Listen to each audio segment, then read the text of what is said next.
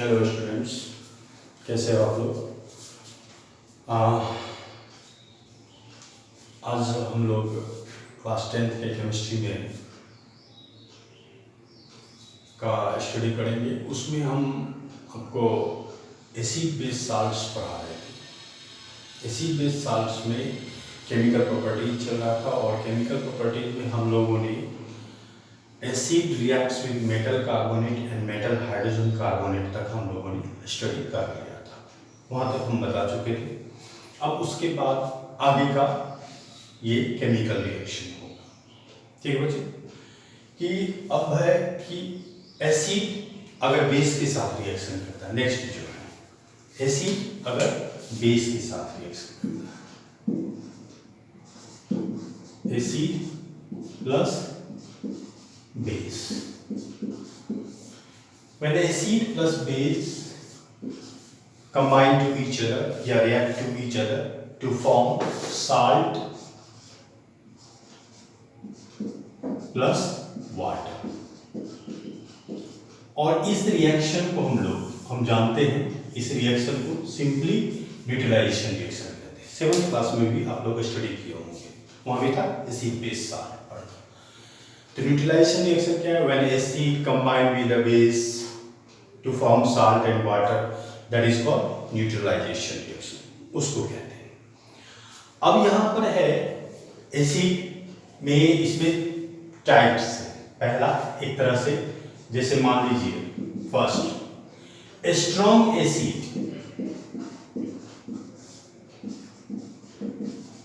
Plus strong base, ये जब combine करेगा तो क्या होगा, सुन लीजिए। पहला है when strong acid combine with a strong base to produce as neutral salt plus water. ये क्या देगा आपको, न्यूट्रल साल्ट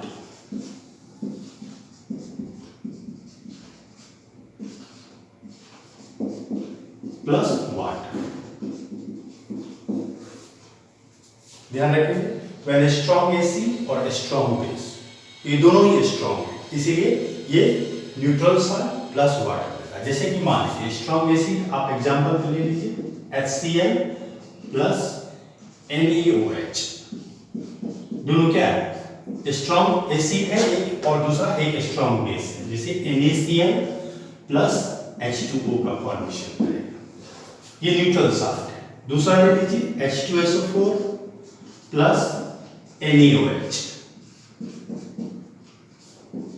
क्या देगा, Na2SO4 sodium sulphate plus H2। तो ये भी आपको न्यूट्रल साल्ट, ठीक है, ये चीज। तो ये थे पहला strong acid plus strong base, जब आपस में कंबाइन करेंगे तो न्यूट्रल साल्ट प्लस वाटर देगा।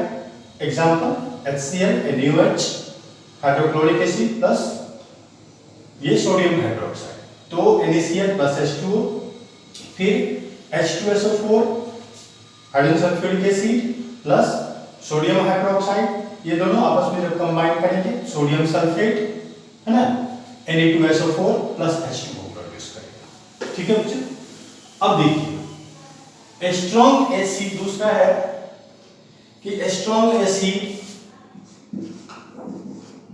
प्लस वीक बेस, ये क्या प्रोड्यूस करेगा, ये देगा आपको एसिडिक साल्ट,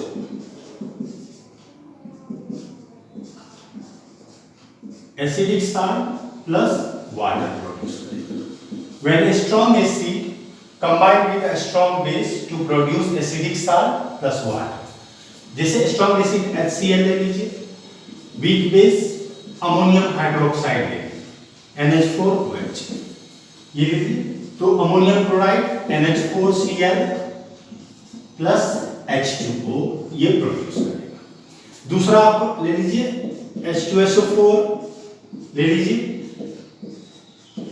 अमोनियम हाइड्रोक्साइड, ये तो क्या, ammonium sulphate NH4 whole 2 SO4 plus H2O, ये अमोनियम सल्फेट। ये सब क्या, अमोनियम क्लोराइड और अमोनियम सल्फेट, ये सब एसिडिक साल्ट है। क्योंकि एसिडिक साल्ट इसलिए है, स्ट्रॉन्ग एसिड कंबाइन कर रहा है वीक बेस के साथ, इसलिए प्रोड्यूस कर रहा है एसिडिक साल्ट, इस तरह के, है ना। अब तीसरा है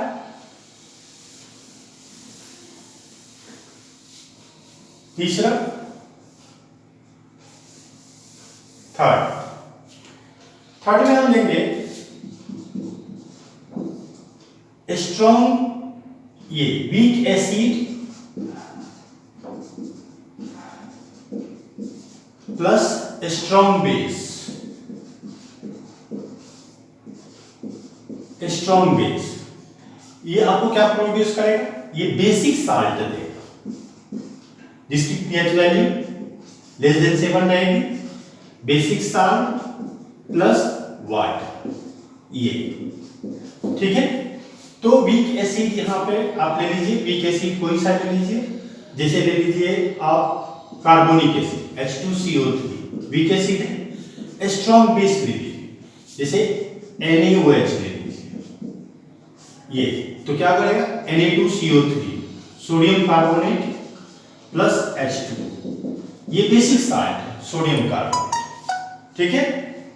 एक दूसरा एग्जांपल देख लीजिए। अब जैसे स्ट्रॉन्ग एसिड हम एसिटिक एसिड ले CH3C, ये weak acid CH3COOH plus potassium hydroxide, ये स्ट्रॉन्ग बेस है और ये वीक एसिड है। तो ये पोटेशियम एसीटेट का फॉर्मेशन करेगा CH3COOK प्लस H2। तो आप देख रहे हो कि when weak acid combined with a strong base to produce basic salt plus water, है ना। यहाँ पे वीक एसिड हमने लिया है, एसिटिक एसिड जिसको कि हम लोग इथेनोइक एसिड भी कहते हैं। हम लोग इसके बारे में डिटेल स्टडी करेंगे कार्बन रिड्यूस कंपाउंड में, ठीक है। तो ये acetic acid ethanoic acid combined with potassium hydroxide, और ये पोटेशियम हाइड्रोक्साइड जो है ये आपका स्ट्रॉन्ग बेस है to produce potassium acetate CH3COOK, ठीक है, प्लस वाटर, ये प्रोड्यूस करता है। तो एसिड हम देखें क्या, एसिड जब बेस के साथ रिएक्शन करता है साल्ट प्लस वाटर होता है कि उसमें तीन तरह के स्ट्रॉन्ग एसिड स्ट्रॉन्ग बेस जिसमें कि न्यूट्रल साल्ट प्लस वाटर, फिर स्ट्रॉन्ग एसिड वीक बेस जिसमें एसिडिक साल्ट प्लस वाटर, फिर आपको weak acid plus strong base जिसमें बेसिक साल्ट प्लस वाटर। अब यहां पे सवाल उठता है चौथा कि व्हाई, है ना, weak acid and weak base do not combine to each other and do not produce a salt, because इसका सीधा सा आंसर आप देना कि weak acid and weak base are partially liberated hydrogen ion और hydroxide ion in an aqueous solution, so it does not combine to each other, okay बच्चों। ये थे, तो इसलिए वीक एसिड और वीक बेस नहीं होगा, उसका रिएक्शन नहीं होगा, ओके। नेक्स्ट आप समझ गए।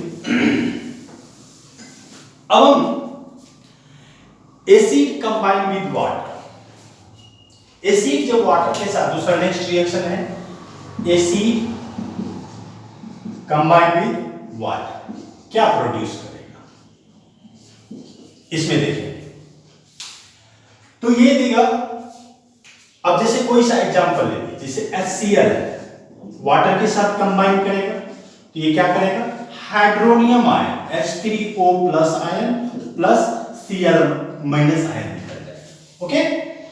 H2SO4 है, यहां देखेंगे H2O इसमें डालेंगे तो ये भी H3O प्लस और SO4 2 माइनस हाइड्रोनियम आयन, ठीक है। तो ये एसिड को जब हम वाटर में डालते हैं तो हाइड्रोनियम, इसको हम लोग हाइड्रोनियम आयन कहते हैं, ओके, इसीलिए, ठीक है। दूसरा नेक्स्ट है कि base combine with water, base को अगर वाटर में डालेंगे बेस, यहां देख लेते हैं बेस जब वाटर के साथ रिएक्शन, तो इसमें आप सीधा करेंगे NaOH बेस के साथ in the presence of water H2O। तो ये क्या होता है कि Na प्लस और OH माइनस आयन में टूट जाता है। दूसरा देख लीजिए, जैसे कैल्शियम हाइड्रोक्साइड देख लीजिए, in the presence of water के प्रेजेंस में Ca2 प्लस और 2OH माइनस आयन प्रोड्यूस करता है। ओके बच्चे, तो इस तरह से when acid combine with water to produce hydronium ion and base are dissolved in water, when base are dissolved in water to produce positive and negative ion, ये हम कह सकते हैं। देख रहे हो जैसे NaOH है, इसको वाटर में डिसॉल्व किए Na plus OH minus ion में, और कैल्शियम हाइड्रोक्साइड है Ca2 प्लस और 2OH माइनस आयन। ओके, इसके बाद है, ये थे केमिकल प्रॉपर्टीज। अब जो हम लोग स्टडी करेंगे बेसिसिटी ऑफ एन एसिड। ये बेसिसिटी ऑफ एन एसिड क्या है?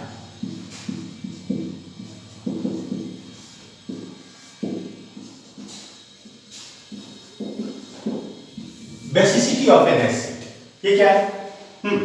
The removal of hydrogen ion from N acid, that is called the basicity of N acid. Question पूछता है ना, वंस मोर, कि the removal of hydrogen ion from N acid, that is called basicity of N acid. जैसे HCl में देख लीजिए, अब पूछेगा, इसको ब्रेकआउट करेंगे H प्लस और Cl माइनस, इसकी बेसिसिटी कितनी है? 1। क्योंकि इसमें से जितना हाइड्रोजन आयन, एक ही हाइड्रोजन आयन रिमूव हो रहा है HCl से, इसलिए इसकी बेसिसिटी 1 हो जाएगा। जितना हाइड्रोजन आयन रिमूव होगा, है ना, वही उसकी बेसिसिटी। जैसे H2SO4 में देखिए, H2SO4 में यहां पर देखेंगे 2H प्लस और SO4 2 माइनस, तो इसकी बेसिसिटी कितनी हो जाएगी? 2, क्योंकि 2 हाइड्रोजन। ठीक है, अब जैसे फास्फोरिक एसिड देख लीजिए, H3PO4 फास्फोरिक एसिड, इसमें क्या हो जाएगा? 3H प्लस और PO4 3 माइनस।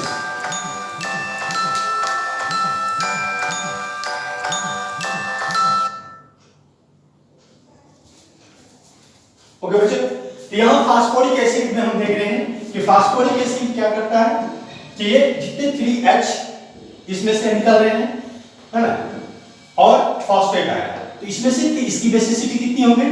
3। ओके, तो ये थे basicity of N acid. Basicity of N acid क्या होगा? The removal of hydrogen ion from N acid.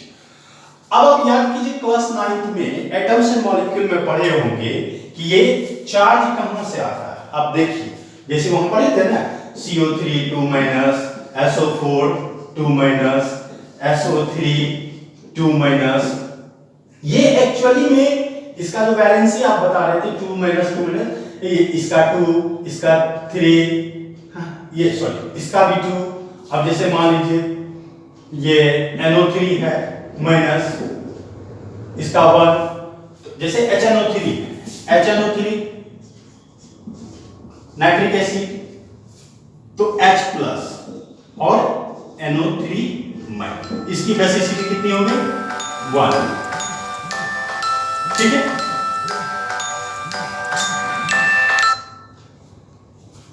इसकी बेसिसिटी हो गई 1। तो नाइट्रिक एसिड, हाँ, तो क्लास हम कह रहे थे कि क्लास 9th में आप पढ़े होंगे कि ये जो हम लोग चार्ज आयन पढ़ते थे, डायरेक्ट दिया हुआ रहा था, वहां समझ में नहीं आया। एक्चुअली में क्या है कि वो एसिड से जो हाइड्रोजन आयन जितना रिमूव हुआ है ना, वो या ये कह सकते हो उसको वैलेंसी भी कह सकते हो, उसका जो पॉलीएटॉमिक आयन होता था, है ना, और वो आया कहां से था? वो यहीं से आया था, बेसिसिटी ऑफ एन एसिड से। ठीक, तो याद हो गया, बेसिसिटी ऑफ एन एसिड में सीधा कहेंगे कि एसिड से जितना भी हाइड्रोजन आयन निकलते हैं वही उसका बेसिसिटी हो गया। और ये आप देख रहे हैं, ये क्वेश्चन पूछ देता है ना, कंप्लीट पॉइंट ऑफ व्यू से भी बात काफी इंपॉर्टेंट है, और वैसे भी मतलब एग्जाम में भी कभी-कभी 1 आध नंबर का ये दे देता है कि right the basicity of N acid of sulphurous acid, sulphuric acid, sulphuric acid या नाइट्रिक एसिड, कुछ भी दे देगा। ओके, अब ठीक है, बेसिसिटी ऑफ एन एसिड, अब जस्ट इसका उल्टा हो जाएगा, acidity of A base, acidity of base, जैसे बेस